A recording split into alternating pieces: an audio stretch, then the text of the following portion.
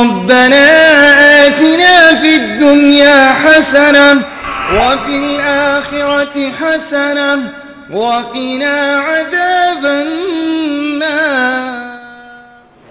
हज़रत अक़दस मौलाना मुफ़िज़ुद्दीन और रियाज़ी दामत बरकातुहुल आलिया को दिल की गहराई से मुबारकबादी पेश करते हैं और उनके लिए शेर पेश करते हैं कि आम हालत पर बसर की ज़िंदगी तूने तो क्या, आम हालत पर बसर की ज़िंदगी तूने तो क्या, कुछ तो ऐसा करके दुनिया भर में अफसाना रहे।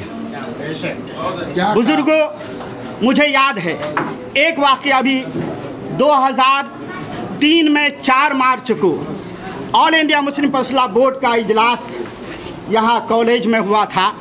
हज़रत मौलाना आकिल होसामी साहब जो रहमतुल्लाह अलैह हो गए, वो यहाँ तशरीफ़ लाए थे।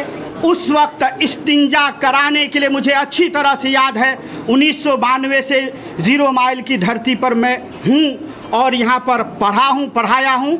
1992 से इस धरती को जानना हूँ तो 2003 में 4 मार्च को हज़रत मौलाना आकिल होसामी साहब को इस्तिंजा कराने के लिए एडबी चौक पर ले जाया गया था। कमर में दर्द था। ज़रूरियात की तकमील आज इबादत से खाली नहीं है। हर मुल्क की एक इम्तियाज़ी सिफत होती है।